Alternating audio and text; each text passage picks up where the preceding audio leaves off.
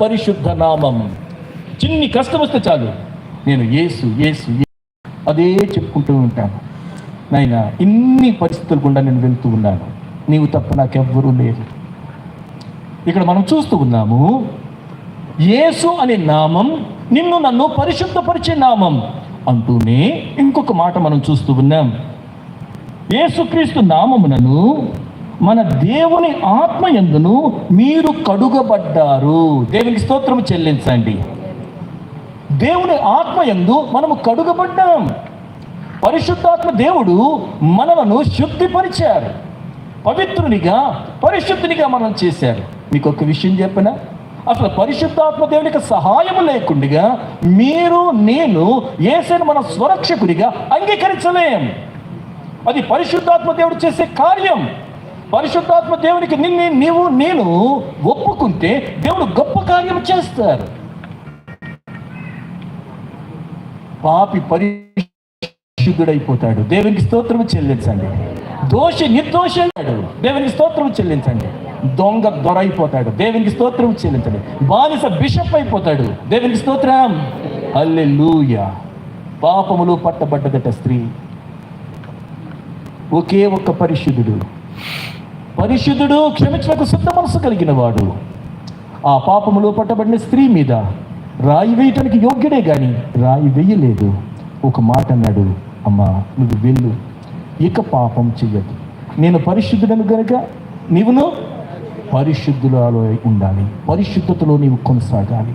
ఇక్కడ కూడి ఉన్న మనందరితో ప్రభు మాట్లాడుతున్నాడు, నేను పరిశుద్ధుడను, నా పేరు నీకు పెట్టబడ్డది. నీ కూడా లోకంలో జీవిస్తున్నప్పుడు పరిశుద్ధతతో జీవించాలి. ఇహలోకాలినేమో అంటకుండా మనల్ని కాపాడుకుంటూ ఉండాలి. లోకము ఎన్నిసార్లండి మనలను పాపంలోనికి నెట్టాలి అని చెప్పి ప్రయత్నం చేస్తూనే ఉంటుంది. అయితే మనం చేయాల్సింది అంటే అప్రమత్తముగా ఉండాలి. మనం నేర్చుకున్నాం కదా ప్రార్థన. ఏమిటది? ప్రార్థన. 2, చక్కని సహవాసం. దేవునికి స్తోత్రం. దేవుని యొక్క మందిరానికి అంటుకట్టబడి ఉండటం, చక్కని సహవాసం. 3, వాక్యం. 4, యేసు నామం. 5, ఆత్మచేత మనము కడగబడటం. దేవునికి స్తోత్రం. కడగబడిన మనము ఎప్పుడూ మరలా బురదలోనికి వెళ్ళదు. అది మన స్వభావం కాదు. పంది కడుగబడి మళ్ళీ ఎక్కడికి పోతుంది? బురదలోనికి పోతుంది. అలాగే పోల్చబడతామా మనం? లేదు. కుక్క ఎక్కడికి వెళ్తుంది? దేనినైతే కక్కుకుందో వద్దు అనుకుందో మళ్ళీ అక్కడికే వెళ్తూ ఉంటుంది. మనం కడగబడ్డాం, పరిశుద్ధులుగా చేయబడ్డాం. పెనుయేలు సంఘము అనగా, రాజులలో ఉన్న పెనుయేలు సంఘము అనగా పరిశుద్ధులై, దేవుని చేత పరిశుద్ధులై పరిశుద్ధతలో కొనసాగే సంఘముగా. అంత మాత్రమే కాదు, ఒకానొక దినాన్ని ప్రభు వస్తూ ఉంటుండగా ఎత్తబడే సంఘముగా మీరు నేను ఉండాలి. దేవునికి స్తోత్రం చెల్లించాలి. ప్రభు యొక్క రాకడ చాలా సమీపంగా ఉందండి. లోక పరిస్థితులన్నీ కూడా మనం చూస్తూ ఉన్నప్పుడు రేపో మాపో అన్నట్టుగా కాదు, ఈరోజే అన్నట్టుగా, మరికొన్ని గడియలా అన్నట్టుగా ఆయన తలుపు ప్రక్కనే ఉన్నారు. ఆయన ఏ క్షణమైనా కూడా రావడానికి అవకాశం ఉంది. ఇలాంటి సమయంలో ఇంకా ఎవరైనా గనక రహస్య పాపములో ఉన్నా, లేక దేవునికి దూరముగా ఉన్నా, ఈ రాత్రి వేళ ప్రభు మనతోనే మాట్లాడుతూ ఉన్నారు. మన హృదయాన్ని గనక ప్రభుకిస్తే మన హృదయాన్ని ఆయన కడుగుతారు. దేవునికి స్తోత్రం చెల్లించండి.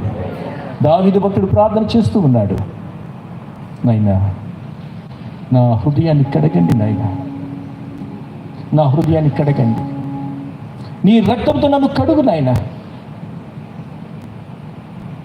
శుద్ధ హృదయం నాకు దయచేయండి, శుద్ధ హృదయాన్ని నాకు దయచేయండి. పిడికిలంతా ఉంటున్న ఈ హృదయం ఎన్నెన్నో మోసాలు, ఎన్నెన్నో అఘాయిత్యాలు ఎన్నెన్నో ఉంటుంది. ప్రభు అంటున్నారు, నీ హృదయం నాకివ్వు, నేను దానిని శుద్ధినిగా చేస్తాను. తలలు వంచండి, కంట్లో మూసుకుని. నీ రక్త ప్రభావమునా నా రోత హృదయమును, నీ రక్త